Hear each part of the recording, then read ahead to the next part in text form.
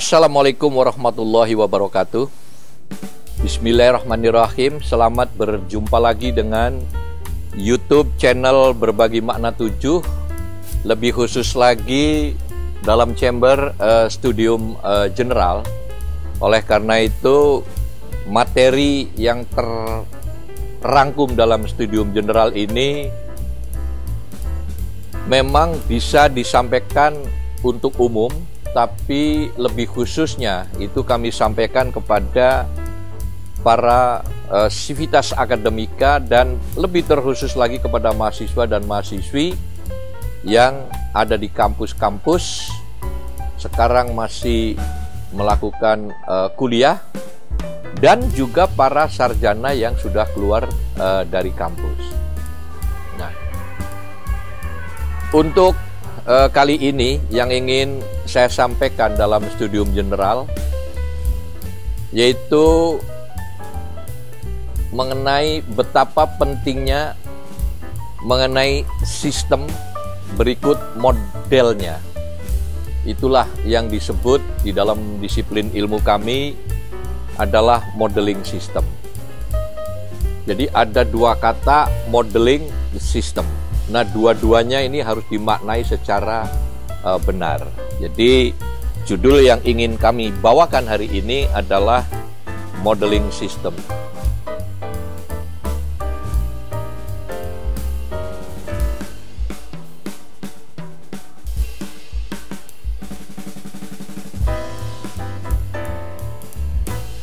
Modeling system.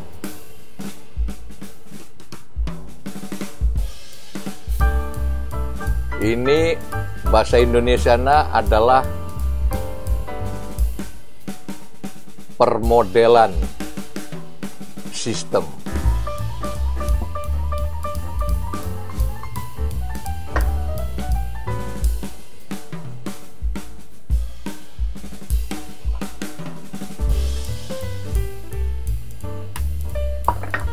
Nah, di dalam permodelan sistem ini, yang perlu kita maknai dulu adalah mengenai makna dari sistem.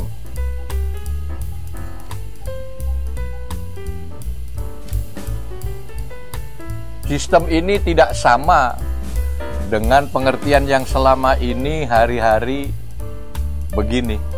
Ini biasanya dimaknai adalah cara. Kalau sistem itu adalah sebuah bentuk keterkaitan berbagai aspek yang saling berkaitan untuk mencapai suatu tujuan tertentu. Jadi misalnya, contoh yang paling mudah difahami memaknai sistem adalah sistem industri. Di mana sistem industri itu ada 3 blok plus 1, yaitu input, proses, dan output. Nah, outputnya ini akan kembali masuk ke kotak feedback. Untuk melihat apakah prosesnya sudah benar atau inputnya sudah benar. Nah, loop inilah salah satu contoh yang disebut sistem. Nah, yang begini adalah sistem industri. Nah, jadi memaknai sistem dulu yang harus benar, yaitu apa? Bahwa sistem adalah suatu bentuk yang terintegrasi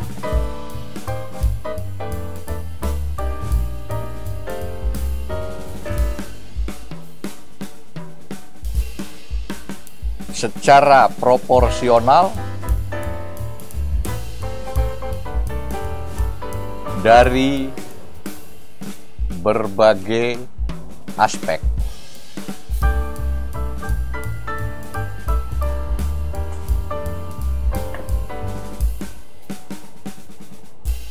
Nah, kapan sistem itu bisa dikatakan bagus? Ada beberapa ukuran. Yang pertama adalah sistem itu harus komprehensif. Komprehensif.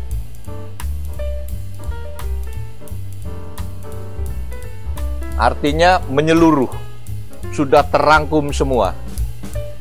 Lawannya komprehensif adalah parsial, masih tercecer beberapa hal yang belum terhimpun. Yang kedua adalah integrated. Integrated. Yang ketiga adalah proporsional. Yang keempat adalah profesional. Yang kelima adalah produktif. Yang keenam adalah indah atau nyaman. Yang ketujuh adalah abadi. Adalah abadi artinya long term. Jadi ini ada beberapa ukuran kapan sistem itu disebut ideal. Jadi ini saya kasih sistem yang ideal. Jadi saya ulangi bahwa sistem itu adalah suatu bentuk yang terintegrasi dari beberapa aspek secara proporsional. Nah, oleh karena itu sistem yang ideal itu mempunyai beberapa ukuran. Satu, sistem itu komprehensif. Ini lawannya dari parsial. Nah, jadi segala aspeknya itu harus kita bentuk menyeluruh. Jangan sampai ada aspek-aspek yang tertinggal. Yang kedua adalah integrated. Antara aspek satu dengan yang lainnya itu saling terintegrasi, saling berkaitan, saling berhubungan, terintegrasi, artinya integrated. Yang ketiga adalah proporsional. Proporsional itu artinya takarannya itu pas. Sebagai contoh, karena kita itu mau menghasilkan 1000 unit per hari, maka proses membutuhkan mesinnya sekian, orangnya sekian, bahannya sekian. Demikian pula inputnya apa saja yang perlukan, itu harus proporsional. Nah, ketika sudah berjalan, outputnya nanti kita lihat. Udah bagus? Bagus pun kita lihat, kenapa bagus? Jelek pun kita lihat, kenapa jelek hasilnya? Begitu pula inputnya. Nah, inilah adalah loop, arti sebuah sistem yang paling mudah untuk difahami. Jadi suatu bentuk yang terdiri atas berbagai aspek yang terintegrasi secara proporsional untuk tujuan tertentu. Nah, sistem yang ideal adalah ketika sistem itu telah mempertimbangkan berbagai aspeknya secara lengkap, komprehensif. Yang kedua, integrated. Aspek-aspek yang dikaitkan, yang ada itu bisa dikaitkan. Yang ketiga, proporsional. Sebagai contoh, proporsional itu. Yang tadi, ukuran-ukurannya harus pas. Yang keempat, profesional. Artinya dengan keilmuan.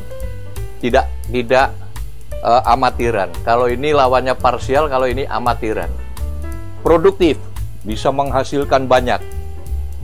Terus kemudian indah, nyaman, tidak membuat keributan, tidak membuat keresahan, kegaduhan, dan abadi, long term. Nah, sebagai contoh, sistem yang paling ideal adalah sistem yang diciptakan oleh Sang Maha Pencipta, yaitu Allah Subhanahu wa Ta'ala. Sebagai contoh, manusia, kenapa daun telinganya itu sebesar ini? Karena memang diperlukan daya tangkapnya, daya dengarnya hanya sekian. Hanya akan menerima frekuensi sekian hertz.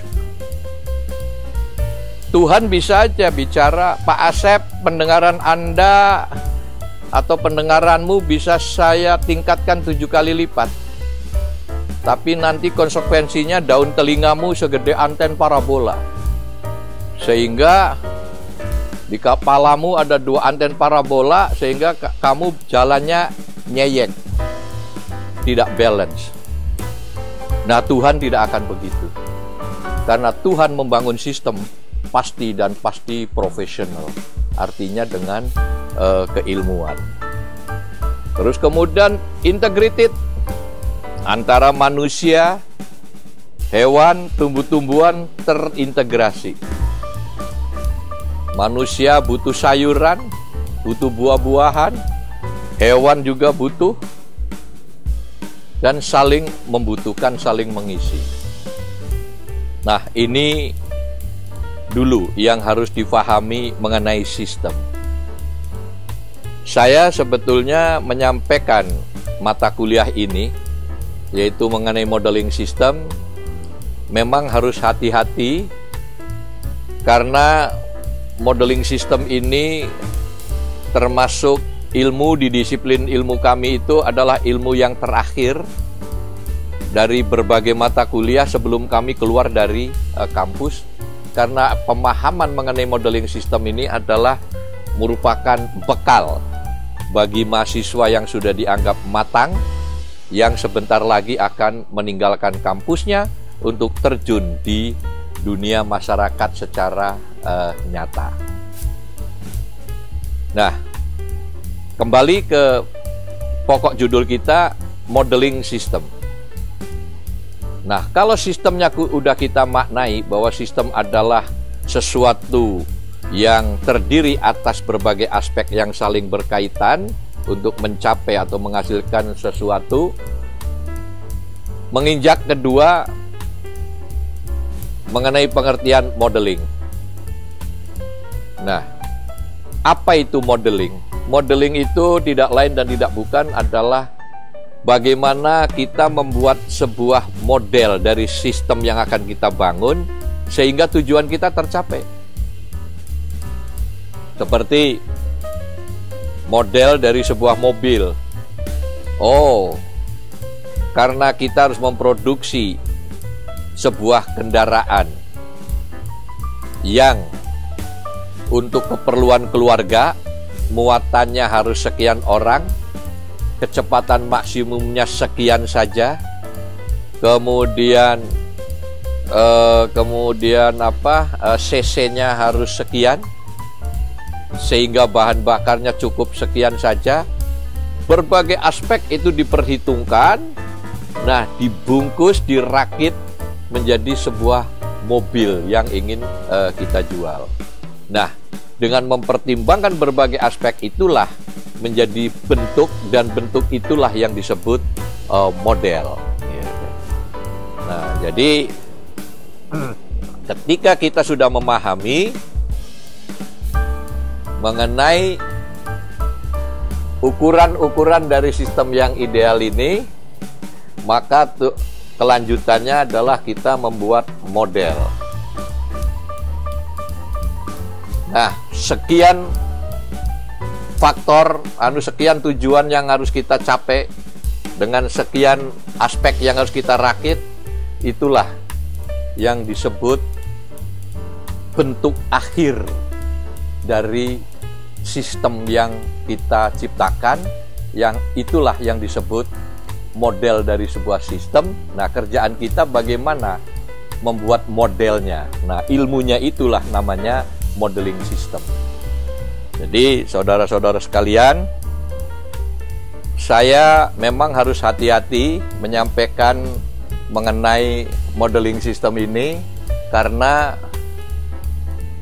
harus saya ukur dosisnya supaya mudah difahami. Saya berusaha untuk dengan bahasa yang paling mudah dipahami supaya Anda semua bisa memahami makna dari apa yang disebut modeling system. Jadi saya ulangi sekali lagi supaya lebih jelas. Modeling system adalah bahasa Indonesianya permodelan sistem. Nah, sistem ini harus dipahami karena selama ini orang kalau ngomong sistem itu adalah sebagian ngomongnya seperti cara gitu. Padahal sistem itu artinya adalah sebuah bentuk yang terintegrasi secara proporsional dari berbagai aspek. Inilah definisinya sistem yang paling mudah difahami. Oke, nah, selanjutnya, kapan sistem itu bisa dikatakan ideal? Ukurannya, satu, sistem itu komprehensif. Semua aspeknya sudah terhimpun secara menyeluruh. Lawannya parsial. Parsial itu parsial, pakai T. Yang kedua, semua aspek-aspeknya terintegrasi, berkaitan satu sama lain. Yang ketiga, setiap aspek yang akan diintegrasikan itu proporsional, sesuai dengan takaran. Yang keempat, profesional, artinya harus dengan keilmuan. Ini lawannya adalah amatir.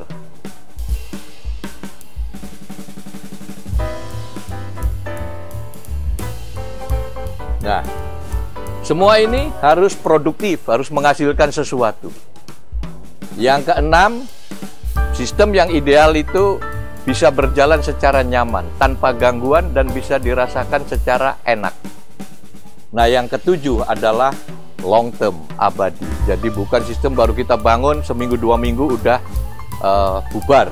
Itu namanya bukan sistem yang indah. Nah, contoh yang paling ekstrim, sistem yang sangat ideal tak terbantahkan adalah semua sistem yang diciptakan oleh Sang Maha Pencipta, yaitu Allah Subhanahu wa Ta'ala. Nah, dari ini semua, kita sebagai makhluk mencoba untuk mengikuti sedikit atau sebisanya karakter dari Sang Maha Pencipta ketika menciptakan sistem-sistem yang ada di alam semesta ini. Nah, itulah kerjaan yang disebut modeling. Bagaimana permodelannya? Ibaratnya kalau kita menata sesuatu, yang ini ada di mana, yang ini ada di mana, yang ini ada di mana, terus ditata. Nah, itulah yang disebut modeling. Bagaimana membuat modelnya. Nah, contoh yang paling gamblang adalah permodelan dari sistem vehicle atau kendaraan. Model mobil yang dibuat untuk kendaraan pribadi beda dengan model mobil yang dibuat untuk keperluan angkutan barang. Juga beda dengan mobil yang didesain untuk mobil angkutan umum. Nah, jadi mobil keluarga, mobil angkutan umum, mobil angkutan barang, itu modelnya beda-beda, walaupun faktor-faktor atau aspek-aspek yang harus dihimpun itu relatif tidak jauh berbeda. Nah, jadi saudara-saudara sekalian, ini adalah merupakan kelanjutan ketika kita sudah ngomong soal organisasi, kemudian dilanjut dengan leadership, kemudian dilanjut dengan pengambilan keputusan, decision making, dan ini terminalnya adalah membuat model dari sistem yang akan kita ciptakan. Nah, hal-hal yang seperti ini induknya adalah manajemen. Jadi menurut kami telah menyampaikan secara sistematis mengenai hal-hal yang telah kami sampaikan. Mudah-mudahan bermanfaat dan berguna bagi kelanjutan adik-adik student baik yang masih di kampus maupun yang sudah keluar dari kampus, agar ketika menghadapi berbagai persoalan dan masalah itu bisa diselesaikan secara optimal dan kita bisa menghasilkan benefit-benefit yang sesuai dengan yang kita harapkan. Dan perlu ada satu catatan lagi, bahwa harus kita sadari ketika kita membangun sistem, tidak mungkin dalam tahap pertama itu sistem langsung sempurna. Makanya sistem buatan manusia itu selalu melakukan sebuah tindakan review, dan review. Artinya apa? Bahwa kita harus terus aktif memperbaiki, menyempurnakan sistem yang telah kita ciptakan. Yang tidak melakukan review terhadap sistem yang telah diciptakannya adalah Tuhan Sang Maha Kuasa dan Sang Maha Pencipta, karena Tuhan menciptakan sistem itu melalui perintah kun fayakun, yang artinya jadi dan berproseslah. Jadi kalau sistem yang dibuat oleh manusia itu pasti hampir semuanya dari waktu ke waktu perlu melakukan review alias penyempurnaan, karena kita sebagai makhluk tidak mungkin bisa langsung menciptakan sebuah sistem yang langsung ideal. Tetapi usaha kita dalam membangun sistem atau membuat pemodelan dari sebuah sistem itu harus cermat supaya sistem yang kita buat atau kita ciptakan adalah sebuah sistem yang mendekati ideal. Mudah-mudahan adik-adik mahasiswa ataupun sarjana yang baru keluar dari kampus atau siapapun sivitas akademika memahami apa yang kami paparkan secara singkat ini dan berguna untuk bekal kehidupan di hari-hari yang akan datang. Sekian, terima kasih. Wassalamualaikum warahmatullahi wabarakatuh.